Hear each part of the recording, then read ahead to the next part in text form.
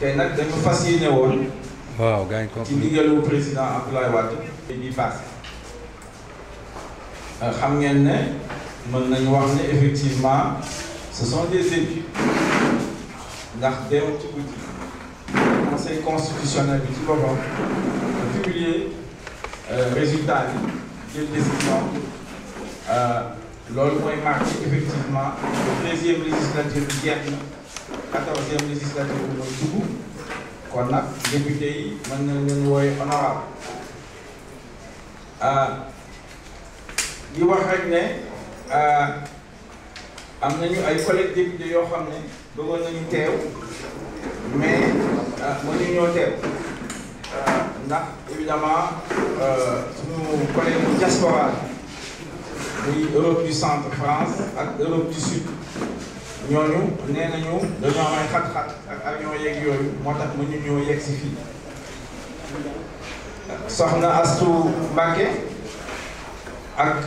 Cheikh Bara Dolly tamit nee nañu soxna sax mu ngi foon léegi ñaanal nañu laata muy dem nee na xalifa général bi mu ñoo leen sant liggéey ci préparation màggal loolu moom moo tax ñu ñaan ne ñoom dañoo bëgg a dellu Touba Mbacké. Honorable député Madi Nampaxa bu Saraya tamit nee na taw yi foofu ñoo ko xaw a bloqué moom moo tax yegg siw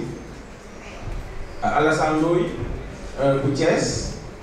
moom mooy syndicat des transporteurs routiers tamit woo na xam nee na bëggoon na ñëw mais dañoo am réunion tamit ci affaire wu transporteur yi loolu moom moo tax yegg siw mais il est avec nous évidemment ñii ñoo xam ne am nañu ay gàllankoor moo tax fekkeewuñu réunion alors réunion bi nag ñi nañ koy tëralee su ma defee introduction bi ba pare soo leen ñu ko nangulee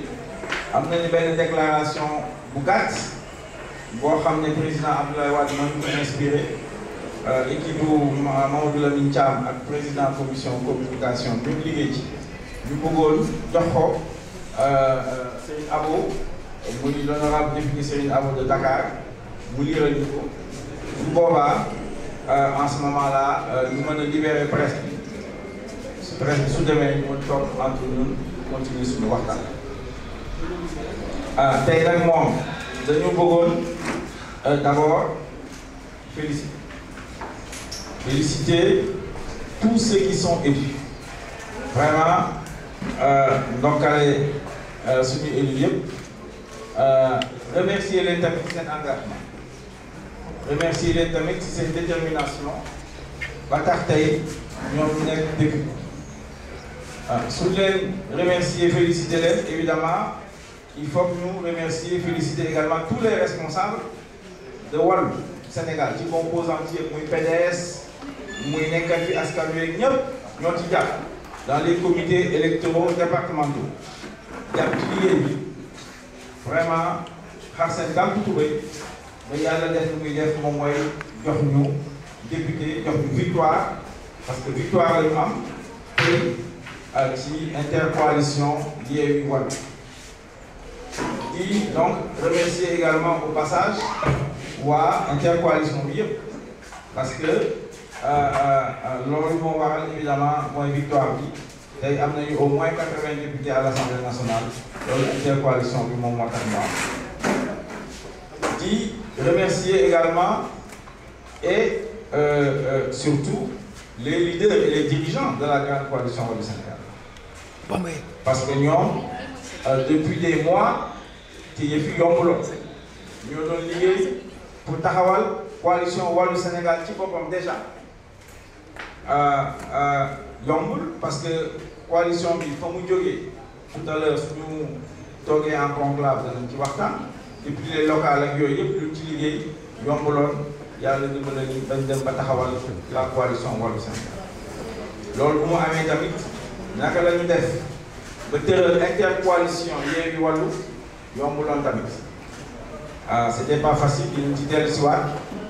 c'était déjà à la dernière minute loolu laa mën a wax à quelques heures du dépôt des listes la ñu am accord muy loo xam ne yomb bu ñu amee accord dimanche bi à 16h ñoom moom la ñu jàmm suñu mandataire ak équipe def nañu 24 heures au niveau de la direction générale des élections pour mën a compléter dossier yi ak candidature. Donc loolu tamit donc évidemment il faut que nous remercier donc le président Abdoulaye Wade quand même ainsi que Karim Meïssa Wade, remercier tous les leaders ñoom docteur Habibou Diagne jàpp nañ ci ñoom Boubacar Camara ñoom ñëpp ñoom Pape Sarr ñoom Abdoul Baye ñoom ñëpp ñoom Cheikh Abdou Mbacké Koulim Dou ñoom Alassane Ndoye. C'est l'occasion effectivement de remercier tout le monde pour ce travail qui a été accompli. De remercier en particulier l'équipe de direction quand même du PDS. Nous sommes autour de Mamadou Lamine Thiam, Khamna Koulim Diouf, mais Général Fama Formelinko, parce que moi je suis chef de convoi quand même. Salim Dien, nous sommes un petit bac office bi, avec Abdoulaye Racine Kane. Je remercie également Maguetsi, le secrétaire, nous avons encore, moi j'ai une opération électorale, Yomboul Tamit, parce qu'à chaque étape de femme, la nomination des plénipotentiaires, des mandataires, etc., ça demande un travail administratif très compliqué. Évidemment, il faut remercier tous ceux qui sont avec nous, les chauffeurs, la sécurité. Nous avons une campagne électorale. Il y a effectivement des résultats qui sont des résultats tout à fait satisfaisants. Macky Sall, il était parti à la 17e législature avec 126 députés. Il a terminé la législature avec 140. Mais nous avons aligné donc finalement, il a terminé la législature avec 140 députés. Et il se retrouve avec 80, Tricole n'a pas 82, Débrouillé n'a pas 83, il y a 40. Donc, non la situation qui demain, mais évidemment, tout cela, on en reparlera tout à l'heure. Donc, vraiment, là, vous voulez voir en introduction, di féliciter ñëpp. mbokki Sénégal ak suñu mbokk yi nekk bitim réew dañuy tàmbalee suñu kàddu di gërëm ak a cant ñi nga xam ne ñoo nekk kilifa diine yi nga xam ni seeti woon nañu leen ci élection ci campagne électorale bi ñu dalal ñu ñaanal ñu conseiller et que comme ni ñu ko defee woon ci biir campagne bi noonu lañ ko fas yéenee defewaat ngir demaat fépp foo xam ne jaaroon nañ fa ngir seet bi nga xam ne ñoom ñoo nekk kilifa diine yooyu noonu pour déppuwaat seen i ñaan ba pare di leen xamante ni kat ci li nga xam ne ñoom si la ñu doon wax loolu la ñuy continuer di dox fi nga xam ne moo nekk Sénégal. li ci tegu mooy ñu ngi remercier ñi nga xam ne mooy population sénégalaise ñoom ñi nga xam ni dañoo am confiance ñun daal di ñuy voter ci li nga xam ne loolu moo nekk élection législative yi ñu def ngir ñu mën a leen a dem teewal ka nga xam ne moo nekk hémicycle ba muy assemblée nationale péncu ndawu réew mi ngir jafe-jafe yi nga xam ne ñoom ñu koy dund te ñu conscient ci loolu te ñu jóg ko ñu mën cee taxaw ba Sénégal yi mën a am contenté ak satisfaction ci ñun. di wax aussi que ni ñu ngi li nga xam ne moom la ñuy xaar ci ñun muy le peuple sénégalais xam nañu ko xam nañ ñu mu toll et que bu neexee yàlla dinañ ko taxawee ba mu mat sëkk ba ñoom ñu xam ne kat la taxoon voté bi dinañ ko gis suñu mooy défendre li nga xam ne moo nekk seen intérêt ci bépp fànn boo xam ne am na ci.